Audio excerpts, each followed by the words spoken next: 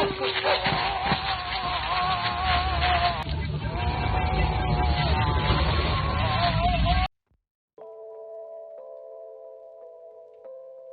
semuanya, cerita film ada di sini. Alur cerita kali ini, kita akan membahas series terbaru dari Netflix yang berjudul The Silent Sea. The Silent Sea merupakan drama yang berlatar tahun 2075.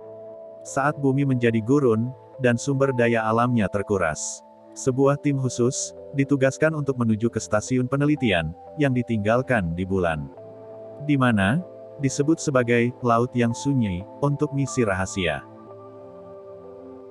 Serial The Silent Sea digarap sutradara pendatang baru Choi Hang-yong dan ditulis oleh Park Eun-kyo. Dibintangi oleh aktor-aktris papan atas yang memerankan karakter astronot. Ada Gong Yoo, Bae Donna, Lee Joon, dan beberapa aktor-aktris besar lainnya. Tidak usah berlama-lama lagi. Langsung saja kita ke alur cerita film The Silent Sea.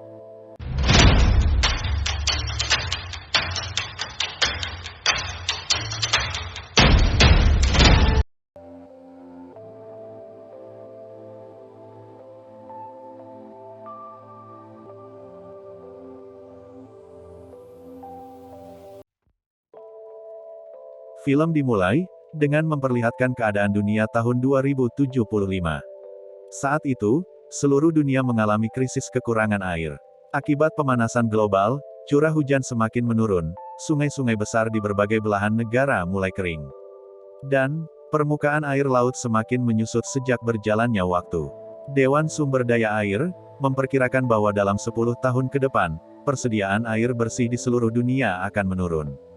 Bahkan, sangat sulit untuk didapatkan. Karena keadaan itu, angka kematian bayi di seluruh dunia semakin meningkat. Hal itu, tentu saja disebabkan karena air yang terkontaminasi oleh bakteri. Pemerintah Korea Selatan, bahkan menerapkan sistem aturan pembagian air berdasarkan kasta dan jabatan para penduduk. Contohnya, masyarakat pada umumnya akan mendapatkan jatah air jauh lebih sedikit daripada para pejabat pemerintahan. Hal itu ditandai dengan kartu pengambilan air yang dimiliki oleh masing-masing orang.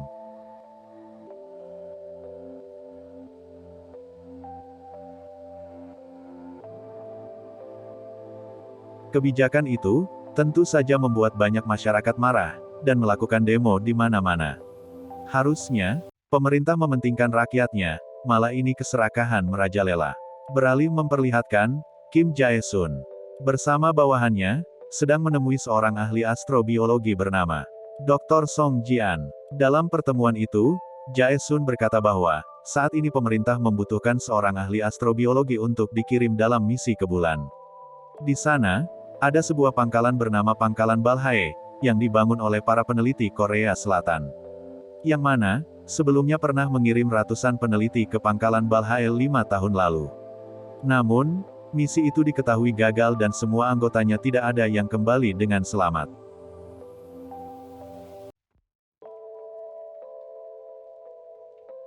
Salah satu anggota yang berada dalam tim itu adalah kakak dari Dr. Song Jian. Itulah mengapa, saat mendengar kata Pangkalan Balhae, Jian langsung menyetujui tawaran Jae-sun. Karena sebenarnya, Jian sudah sangat lama ingin mengetahui penyebab kematian kakaknya.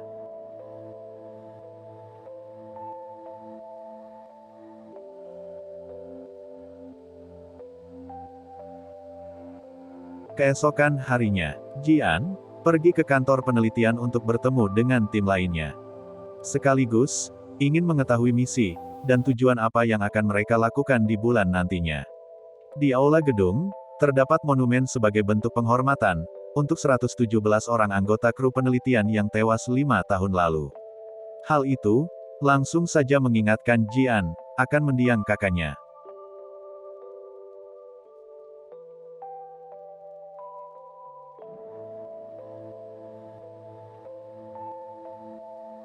Di tempat itu, Jian bertemu Kapten Han Yun-jae, yang dimana akan menjadi pemimpin misi ke bulan.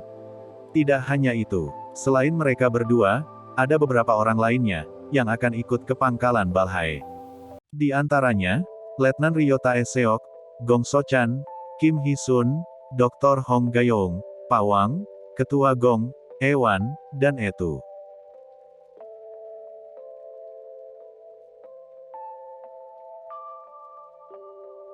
Setelah itu, semua anggota dikumpulkan, untuk mendengarkan misi apa yang akan mereka lakukan.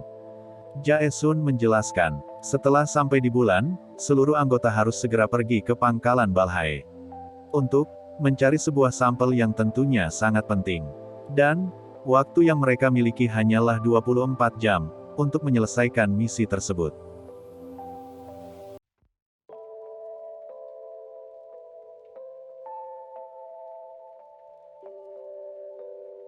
Sampel yang mereka akan ambil terletak di dalam sebuah kapsul dengan desain khusus untuk mempertahankan suhu yang sangat rendah.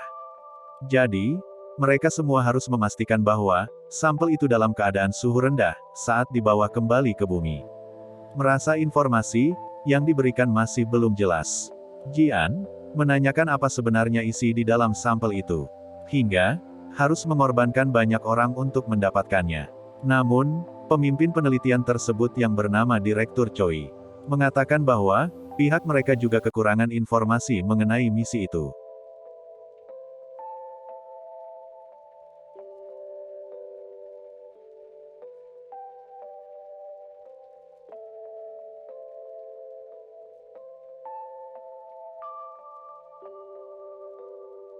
Singkat cerita, hari keberangkatan telah tiba. Tepat sebelum keberangkatan, seorang kopilot bernama Lee Gi-soo, tiba-tiba diikut sertakan dalam misi tersebut.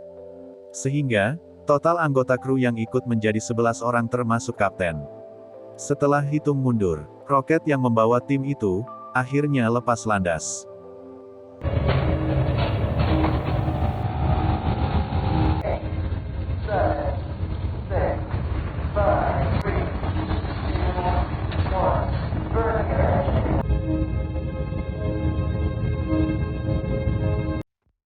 Di tengah perjalanan, para anggota kru mulai membicarakan Pak Wang. Satu-satunya anggota kru yang pernah pergi ke pangkalan Balhae. Akan tetapi, Pak Wang sendiri hanya diam saja dan tidak menanggapi perkataan para anggota kru lainnya. Dalam perjalanan, tiba-tiba kemudian salah satu skrup bagian roket terlepas dan membuatnya hilang kendali. Seketika para kru mulai panik. Kapten lalu meminta pilot dan co-pilot untuk segera melakukan pendaratan darurat, demi keselamatan semua anggota. Semua anggota diminta untuk bersiap-siap, karena roket akan menghantam bebatuan di bulan. Akibat pendaratan itu, Pak Wang terluka parah di bagian rusuknya, dan roket mereka berhenti di ujung bulan. Ketika Kapten Yun Jae akan membuka pintu keluar, tiba-tiba kondisi roket menjadi lebih miring dan terancam akan jatuh.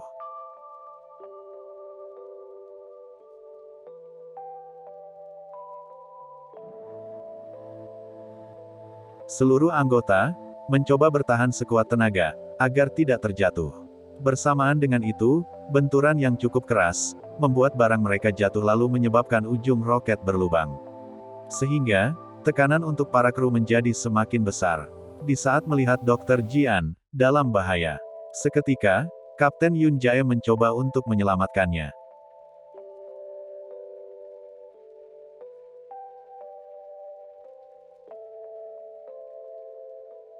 Hingga pada akhirnya, seluruh kru berhasil keluar dari roket dalam keadaan baik-baik saja.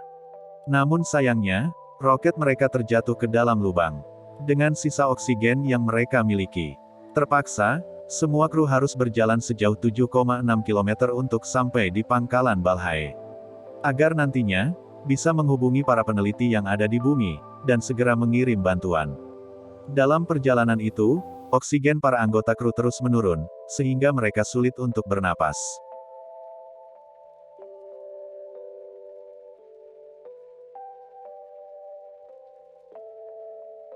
Apalagi, melihat kondisi Pak Wang yang semakin memburuk, yang membuat beberapa anggota harus mengeluarkan tenaga untuk membantunya berjalan. Setelah berjalan cukup jauh, para anggota berhasil sampai di pangkalan Balhae. Sayangnya, Saat itu Pawang mengaku sudah tidak sanggup lagi. Karena, tulang rusuknya yang hancur kini telah melukai paru-parunya. Di detik-detik terakhir hidupnya, Pawang berusaha menyampaikan sesuatu dengan mengatakan kata air, dan jangan. Entah apa maksud Pawang, yang pasti, semua itu ada hubungannya dengan apa yang terjadi di dalam pangkalan Balhae.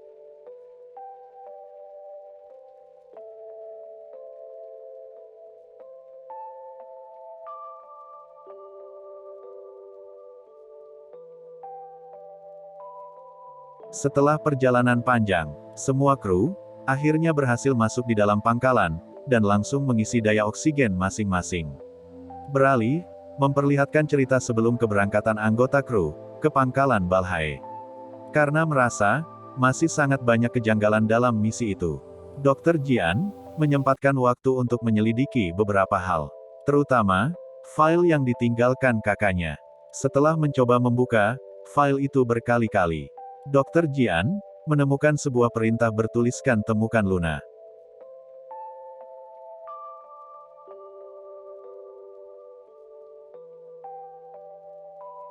Selain itu, Dr. Jian membuat peta lokasi pangkalan Balhae, berdasarkan apa yang dijelaskan oleh Pak Wang sebelumnya. Jadi intinya, sebelum berangkat, Dr. Jian sudah tahu persis sudut-sudut ruangan di dalam pangkalan Balhae tersebut. Lanjut di cerita awal, kembali ke pangkalan Balhae. Setelah mengisi daya oksigen, seluruh kru bergerak cepat menyusuri lorong-lorong, untuk segera menemukan tempat pusat komando. Mereka berharap bisa menghubungi pihak peneliti di bumi, untuk segera mungkin mendapatkan bantuan. Saat dalam perjalanan, mereka dikagetkan dengan mayat seorang lelaki. Setelah dicek, mayat itu diduga sebagai prajurit bayaran, yang mungkin juga ditugaskan untuk mengambil sampel. Namun anehnya, berdasarkan pengamatan Dr. Hong Gayang, tubuh lelaki itu menunjukkan kematian akibat tenggelam. Aneh kan? Mana ada banjir di bulan? Sangat misterius.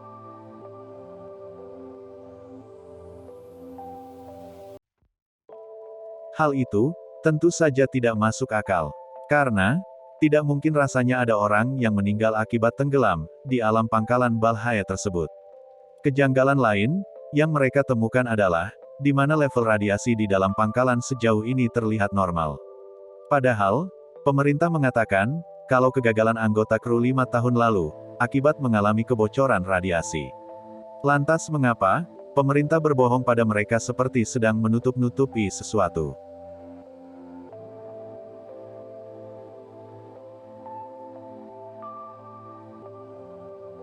Dr. Jian lalu menyarankan agar segera melakukan otopsi pada mayat lelaki tersebut, agar bisa mengetahui penyebab kematiannya. Namun, Kapten Yun Jae menolak saran itu. Karena, prioritas mereka saat ini adalah mengambil sampel, dan segera kembali ke bumi.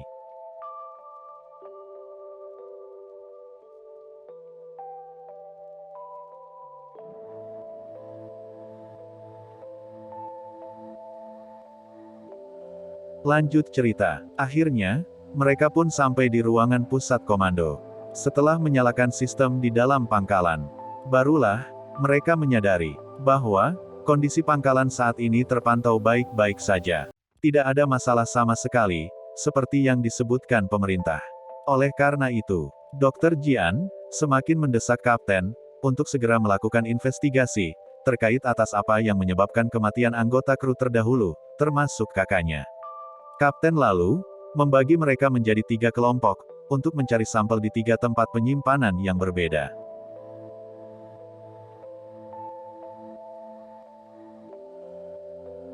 Dr. Hong, Etu dan Kapten akan ke tempat penyimpanan pertama. Tae Seok, Hisun, Sochan dan Ewan akan pergi ke tempat penyimpanan kedua. Sementara, Ketua Gong, Dr. Jian dan Gisu akan pergi ke tempat penyimpanan ketiga. Sebelum berpencar, Dr. Jian mengingatkan kepada seluruh kru bahwa sampel yang aman adalah sampel berwarna hijau. Setelah itu, Dr. Jian menghampiri Su Chan dan bertanya tentang chip biometrik yang ditanam dalam tubuh masing-masing anggota. Lalu, So Chan menjawab bahwa itu lakukan untuk memudahkan memantau semua pergerakan anggota kru.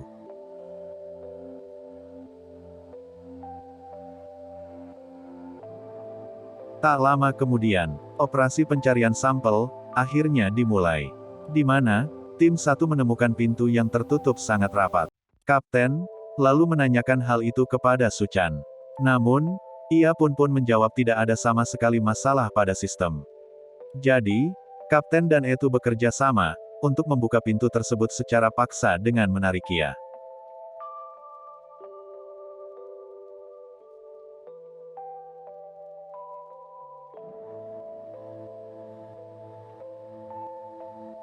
Betapa terkejutnya mereka saat melihat ruangan lorong itu dipenuhi dengan mayat. Sama seperti mayat lelaki sebelumnya, bahwa semua mayat di sana menunjukkan ciri-ciri kematian akibat tenggelam. Namun anehnya, beberapa bukti menunjukkan kalau semua berusaha keluar dari lorong tersebut. Fakta itu sangat berbanding terbalik dengan pernyataan pemerintah bahwa semua kru telah meninggal dunia sebelum pangkalan ditutup.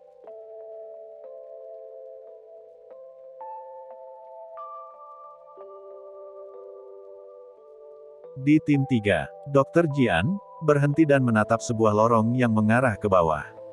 Lalu, ia pun mengingat perkataan Pak Wang tentang Luna. Pak Wang berkata bahwa Luna adalah penyimpanan data di pangkalan Balhae.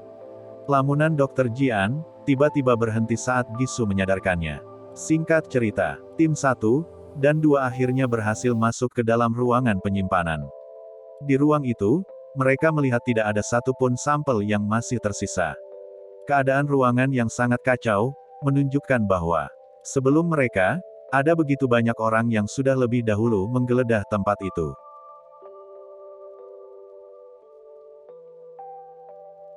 Namun berbeda di tempat penyimpanan 2. Su Chan melihat mayat seseorang yang terlihat sedang memegang sampel yang berwarna hijau. Ia pun perlahan-lahan mulai mengambil sampel tersebut. Akan tetapi, saat mengambil sampel itu, ia tidak sengaja menindih mayat tersebut. Sehingga, cairan dari tubuh mayat itu masuk ke dalam tubuh Su Chan melalui matanya. Dan apesnya, sampel itu ternyata sudah kosong.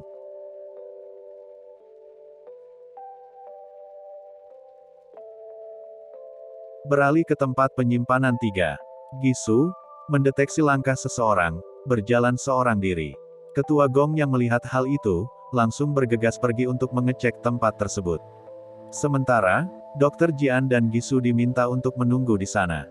Saat Ketua Gong telah pergi, Gisu menyuruh Dr. Jian untuk mengecek lorong di bawah yang ia lihat tadi. Ia berharap Dr. Jian menemukan sesuatu di sana yang mungkin bisa membantu mereka. Nah, saat semuanya sudah pergi, Gisu pun masuk ke dalam ruangan penyimpanan 3 seorang diri.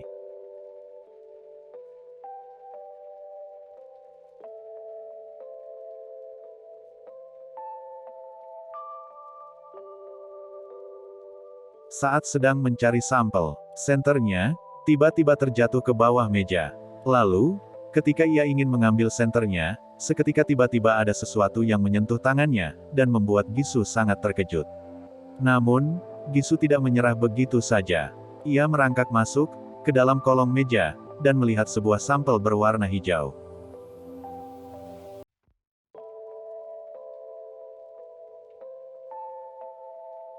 Di waktu yang sama, saat sampai di lokasi lorong ruang bawah, tiba-tiba, Dr. Jian mengurungkan niatnya, dan segera kembali ke ruangan penyimpanan 3. Di dalam ruangan itu, Gisu mendapatkan sebuah sampel yang aman. Namun, yang aneh, sampel yang mereka cari adalah air. Ketua Gong dan Kapten Yun Jae menerima informasi tentang Jian yang memisahkan diri dari Gisu. Sehingga, mereka semua bergegas ke ruangan penyimpanan 3. Sementara itu, tim penyimpanan 2 yang dipimpin oleh Letnan Ryo Taeseok sedang dalam perjalanan kembali ke pusat komando. Su Chan, yang berada di belakang masih terlihat aneh dengan wajah yang pucat. Di waktu yang sama, Dr. Jian sampai di ruangan penyimpanan 3 dan melihat Gisu sedang berusaha sekuat tenaga membuka pintu itu. Namun, tiba-tiba sesuatu yang menarik tubuh Gisu ke atas, dan menjatuhkannya sampai retak, yang menyebabkannya meninggal dunia. Saat Dr. Jian mencoba mendekatinya, sosok misterius, yang membunuh Gisu menarik botol sampel, dan kabur melalui lorong. Semua anggota kru yang mengetahui hal itu sangat terkejut. Bahkan, Kapten Yun Jae sempat mencurigai Dr. Jian yang membunuhnya.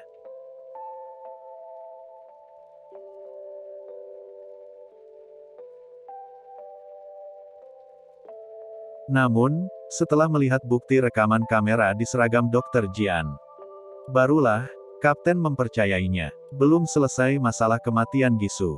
Seluruh anggota kru kembali dikejutkan dengan apa yang terjadi pada Suchan. Suchan tiba-tiba memuntahkan air tanpa henti seperti banjir.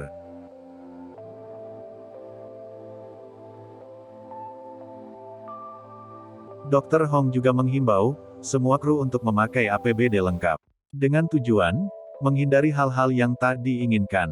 Sesampai di ruangan itu, Dr. Hong lalu memeriksa keadaan Suchan dan mencoba mengeluarkan air dalam tubuhnya. Keadaan Suchan menunjukkan ciri-ciri seseorang yang tenggelam dengan tubuh yang sudah dipenuhi air. Sampai akhirnya, Suchan digambarkan seperti tenggelam dalam lautan gelap dan akhirnya meninggal dunia.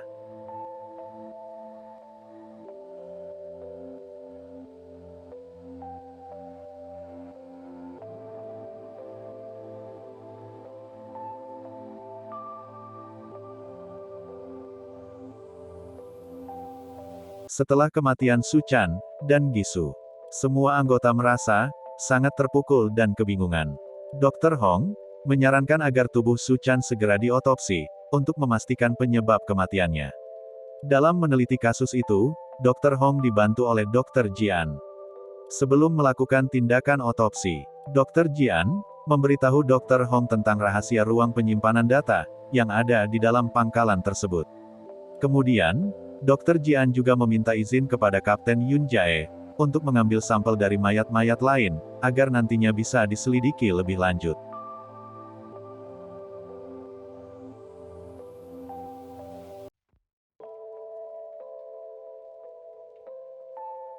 Dengan keadaan yang masih sangat kacau, Kapten Yun Jae meminta semua anggota kru untuk tetap fokus pada misi mereka.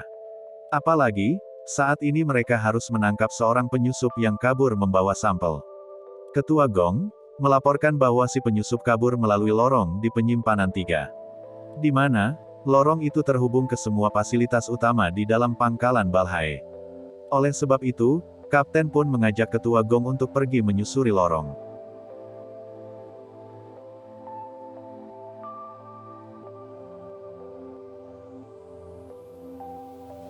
Lalu, Tae Seok dan Hisun diminta untuk memperbaiki sistem komunikasi secepat mungkin. Setelah mayat dipindahkan ke laboratorium, Dr. Hong melakukan otopsi pada tubuh Suchan. Sementara itu, Dr. Jian dan Ewan akan pergi ke tempat para mayat untuk mengumpulkan sampel yang lainnya. Di waktu yang sama, saat Kapten dan yang lainnya masuk melalui lorong, mereka melihat beberapa coretan yang tampak mencurigakan. Selain itu, karena kondisi lorong yang bercabang akan menyulitkan proses pencarian si penyusup. Sampai akhirnya, mereka tiba di sebuah pintu, bertuliskan level 1, yang artinya mereka tidak memiliki akses untuk bisa memasukinya.